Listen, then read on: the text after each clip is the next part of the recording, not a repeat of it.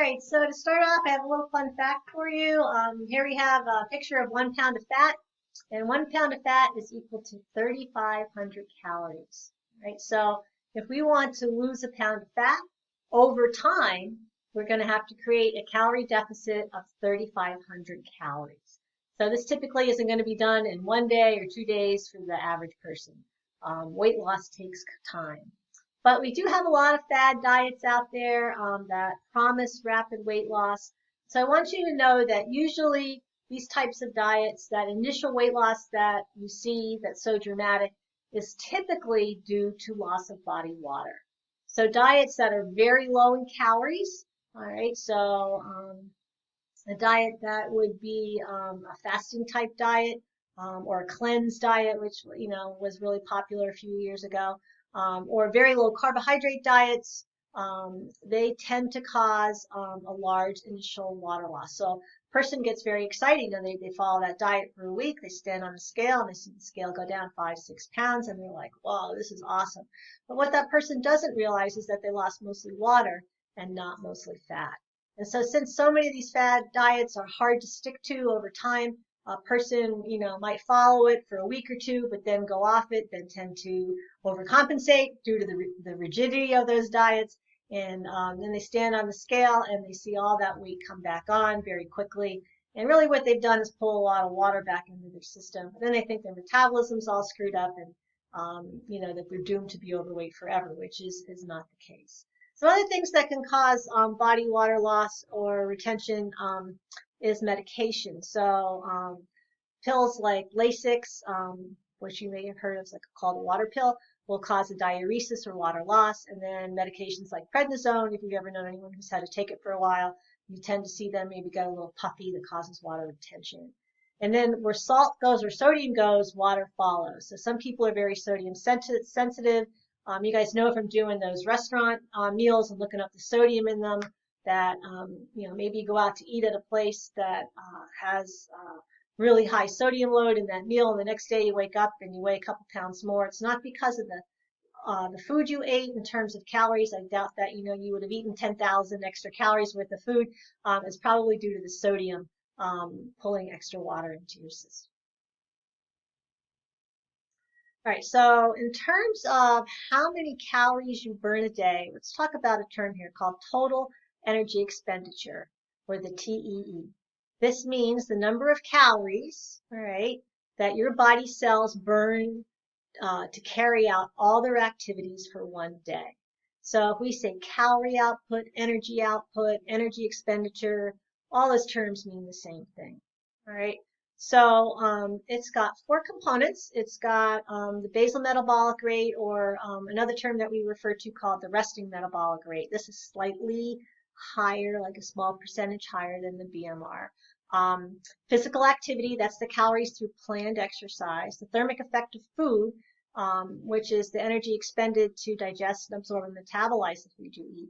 And then non-exercise activity, thermogenesis, are called NEAT. So we're going to talk about all of these in just a minute. But I want you guys to know there's some factors that will increase your BMR. So the more lean muscle tissue you have, the more calories you burn. So one of the reasons why strength training is so important for weight management. If you get a fever, believe it or not, you burn more calories, okay? Periods of growth, you're going to burn more calories. If you're pregnant, you're going to burn more calories. Exercise and exercise recovery tend to have a higher percentage of calories burned after exercise. And then stimulants may increase the number of calories you burn. Factors that lower your metabolic rate: decreased muscle mass, starvation, very low calorie diets, aging. As you get older, you burn less calories. And people who are shorter do not burn as many calories as people who are tall. All right, so let's talk about the resting metabolic rate. The resting metabolic rate and the basal metabolic rate are often used interchangeably, but there is a slight variation. The basal metabolic rate is measured at complete rest. Typically, we measure someone's resting metabolic rate, which is, again, a slight percentage higher in calories than the BMR.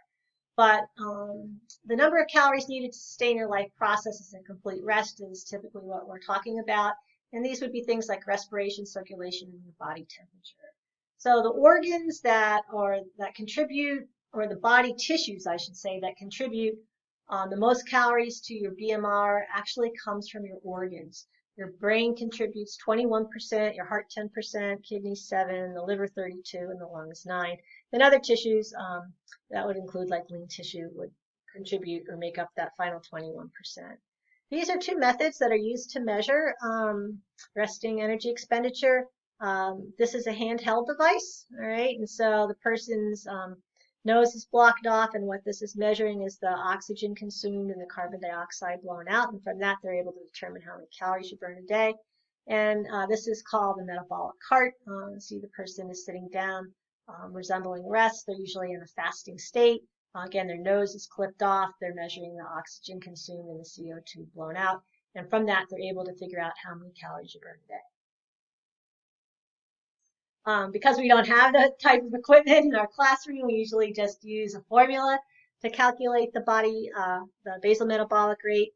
So here we have a woman that weighs 130 pounds. First thing you got to do is get the weight into kilograms, so we divide by 2.2. So she weighs 59 kilograms. And then this is just a rough, quick estimate of your basal metabolic rate. You take 0.9 calories times your weight in kilograms if you're a female. If you're a male, you're going to use 1 calorie. All right, so since we're working with a female for our example, 59 times 0.9, 53 calories per hour. There's 24 hours in a day. That works out to be 1,272 calories. But this is not the total energy expenditure for the day. This just represents the total number of calories you need to sustain your life processes at complete rest. All right, so on top of the BMR, the R, or the resting energy expenditure, we have physical activity calories. So these are planned exercise, or calories from doing planned exercise, and things like fast walking, playing sports, and weight training.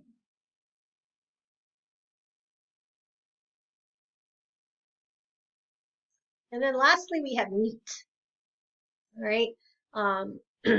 NEAT refers to non-exercise activity thermogenesis, and it's the energy expended for everything we do that is not sleeping, eating, or sports-like exercise. All right. It can range from the calories you burn from walking to work, around campus, typing on your computer, doing yard work, cutting the grass, and things like fidgeting. All right, so that ends this section. When we come back, we're going to talk about weight management.